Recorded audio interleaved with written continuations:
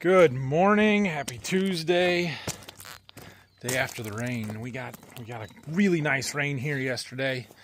Wasn't super widespread though. We missed it up the irrigated field for the most part. We had a couple dumps up there, so we are still watering corn, but we're also in pretty good shape. Today's plan is to get the bean head out or start working on that. We're going to rearrange a bunch of equipment here, so first thing I'm going to do is pull that out of here.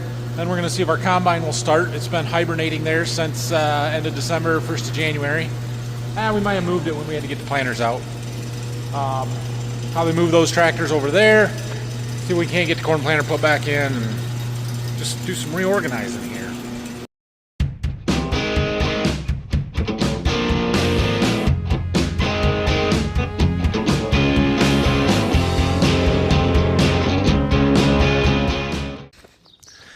Now, if I remember right, from when we got the corn planter out, the combine started just fine.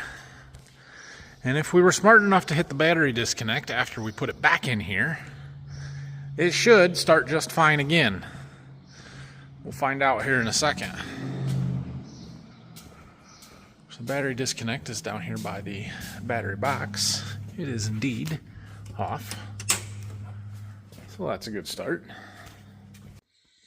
It's not exactly new combine smell in here anymore. It's got a little bit of a, I don't know what kind of smell we call that.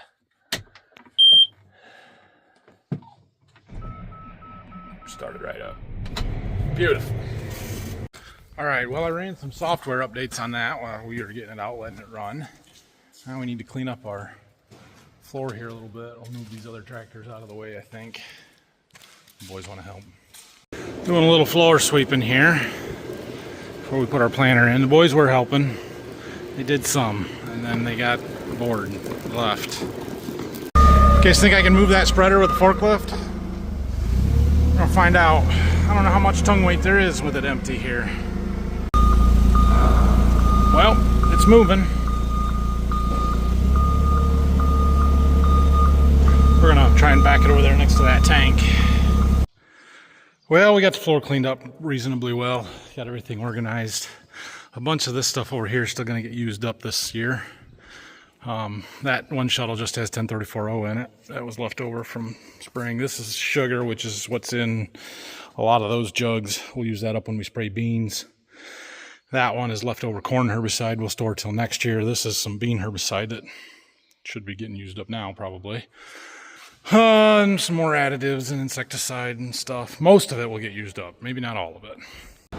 Let's put our corn planter away. Holy crap, look at that. It's a Brock. You know what happened? I know exactly what happened. He watched my video this morning where I finished power washing the corn planter. And so he's like, oh, I can go back to work now. He hasn't come for 2 weeks because he didn't want to do that. Yeah, that planter's longer and bigger. We got some dead space here now, but it'll work. Yeah, it'll be fine.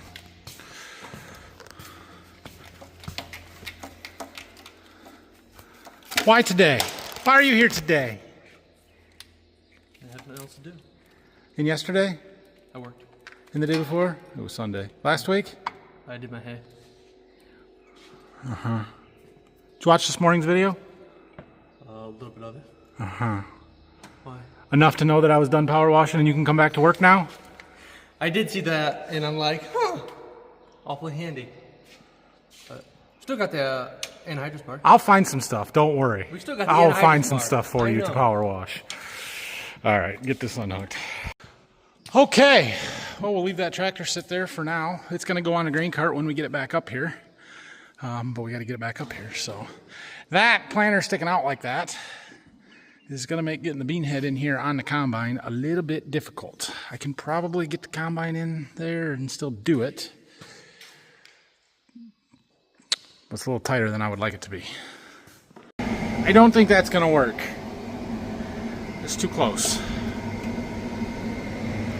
I have a couple of options. One, we could open that door and back through it a little bit. Or we can go somewhere else. Problem if I open that back door is that it's going to let a lot of dirt and dust and everything into here, which I just cleaned this. Or we're going to work on a bean head. It's going to get it dirty and dusty anyway. Or we go somewhere else. I don't really have anywhere else to go if I want to get it done today. Or if I don't want to get it done today, I guess I should say.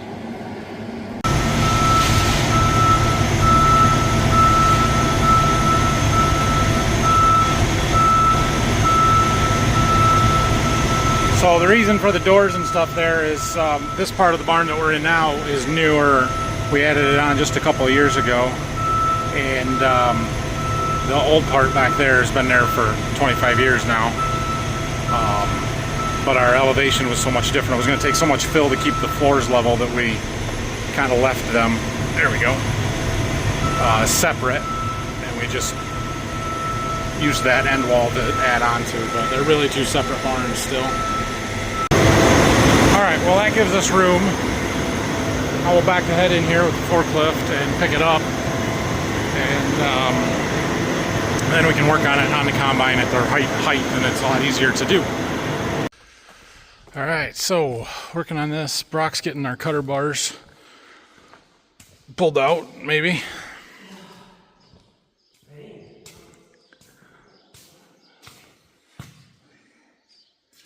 No?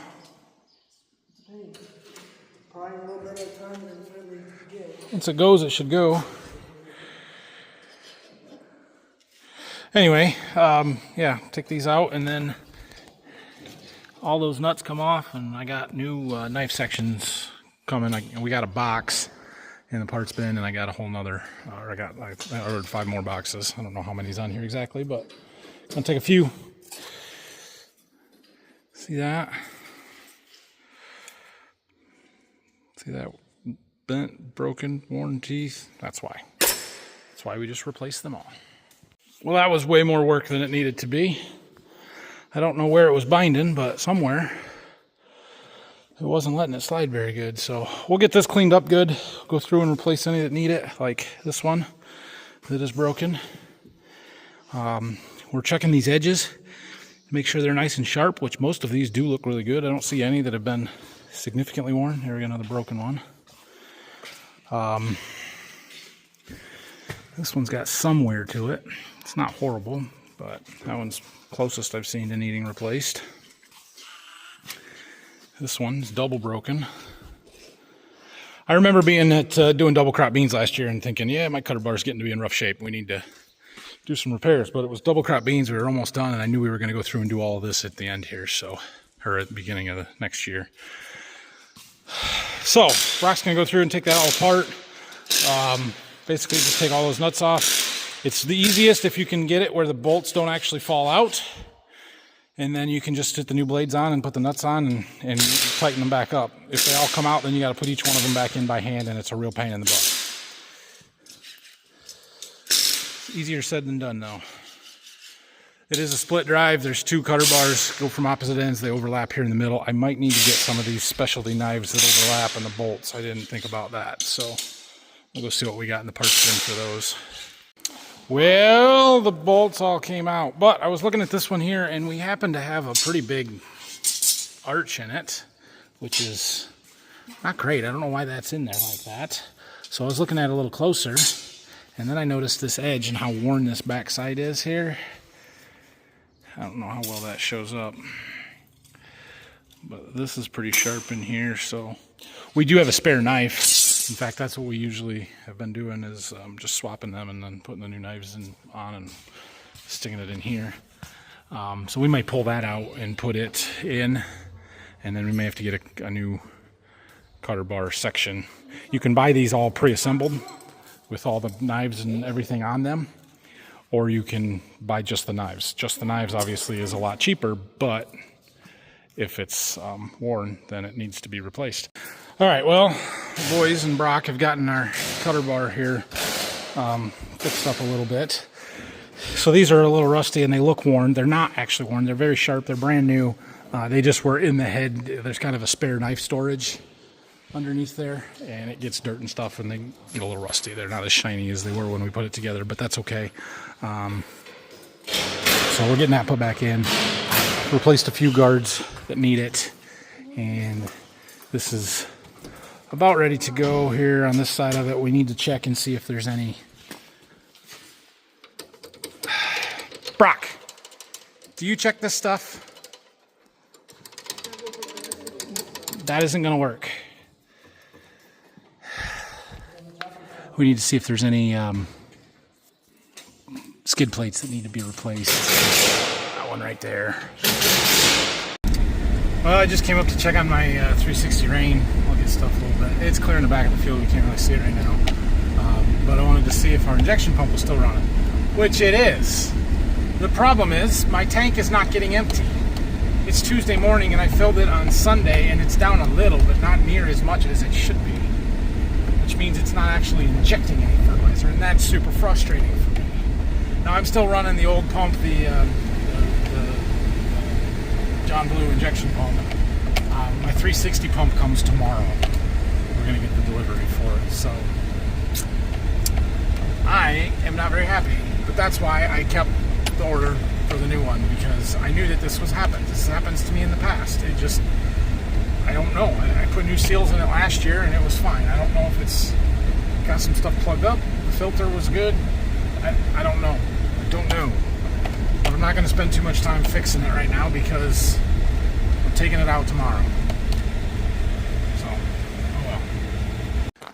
Brock says our bean head is ready to go, except for we need to check oil level in the gearboxes on the ends. But we got to set the bean head on the ground to do that. So, did you get all the grease zerks up high? Yeah. There's a nice chart on the back side of the head. But there is. Those are a pain, but I had to use the forklift to stand on. Okay. All right. Well, we'll lower this down, and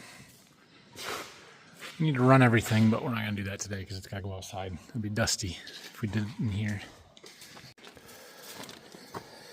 The gearbox right here that needs to be, just verify that the oil level is good. Should also check the big one back here.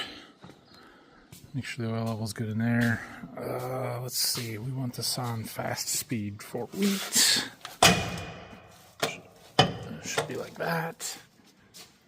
Changes the center speed, feed belt speed. Okay, that should be good. Brock's getting the tools he needs to check that. I think our bean head's ready to go. I need to get to monitor the extended display out of the 8RX, put it in the 780. And I should get my iPad mount up in there if I want to run Connect Mobile. Other than that, we should be good to go. Since I have my drone license now and I'm legal to fly it, we're going to put our trailer together. I might try and use it tomorrow a little bit.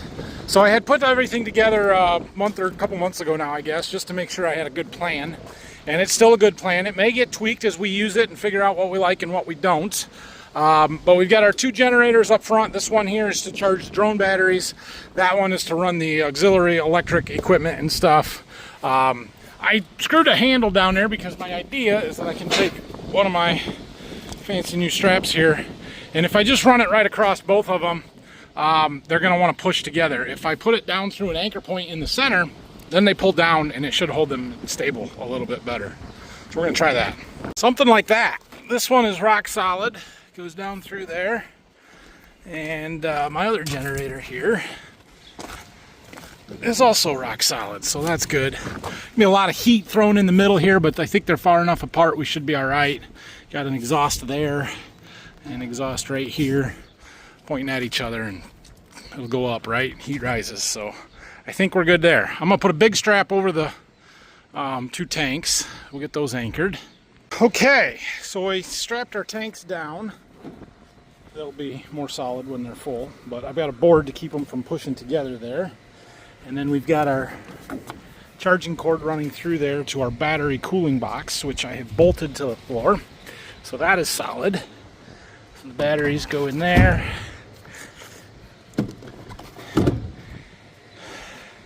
Now we need to run our cord through to where our pump is going to be. All right, well, there's our drone. I think it will stay like that. I've got our batteries and our tender, and question now is, do you think I can set up a canopy over the top of this? and still land that on the trailer. What do you think, Rayson? I think you should do it. You think I should try it? I don't know. It's gonna get really hot and when it's sunny out, and we're sitting out in the sun all day, so yeah, I don't know, we'll see. We got I don't know, maybe we're probably gonna mix up one bag of that Tech Mag, that manganese sulfate tomorrow, which would do 27 acres roughly, and we'll try that and see how it goes. Cool. All right, I am trying to get a couple other shuttles cleaned out. I got my mixer running over there, trying to get some sediment and stuff off the bottom of one of them tanks. We're gonna dump it into this other one. Just get one of them cleaned out at least. Phil is washing semi-truck. He's been mounting tires today. Got a new set of tires for that truck. He got some rims. Those are steel rims that he had painted gray. They look like aluminum rims. They're not. But anyway, so he's gonna put those on there as well. I don't know. Yeah, he's got some more new ones here for the tires that are still on there. So full new set of drives on that older Volvo. All right, we're gonna let that rinse out. So that was an Ultramate zinc shuttle that I emptied when I filled up the fertilizer for the drone, or not the drone, the 360 rain up there. So that shuttle, it just had some stuff settled in the bottom. I added some water in it, let it mix for a while, and we're gonna drain that into this shuttle, which also had stuff in it that was put in fertilizer up there. This, I think, had some rinse, some stuff that I had spilled. It was mostly water before, but we're just trying to dilute everything down, rinse all these shuttles out. It'll all go through that injection pump up there once we get, once we need to fill our trailer up again. So that's all we're doing there. It's kind of a good way to use up some fertilizer towards the end of the year, you know, and clean some shuttles out.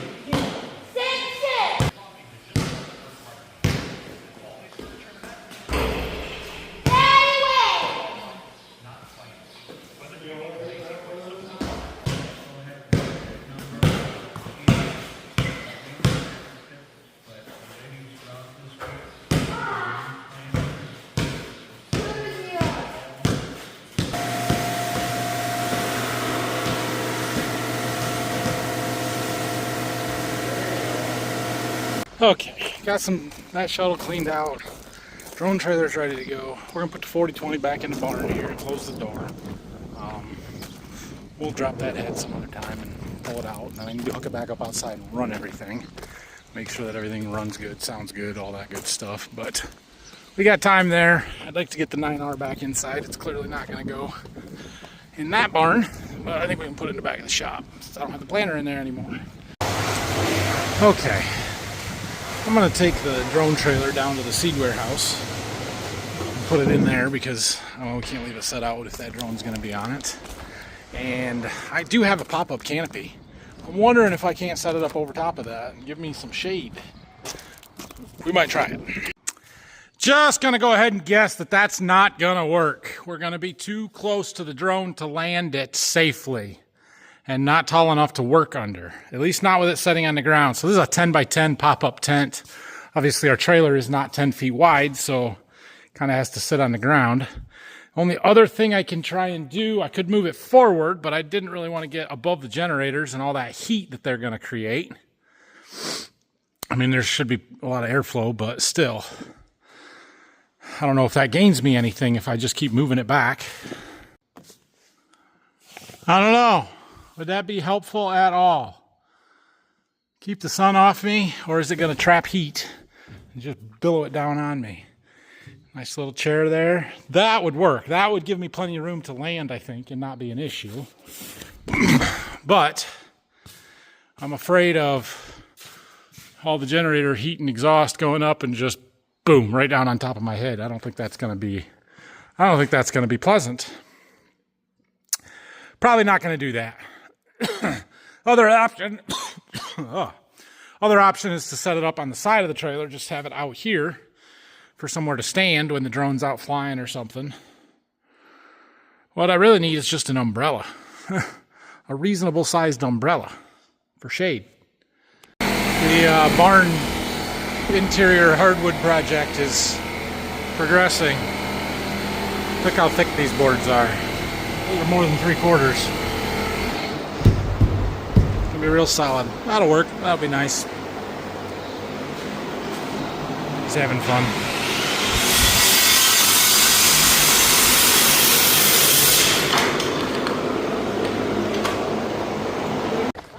All right, hopefully in the morning we'll be able to go out and fly our drone a little bit, do some testing with it.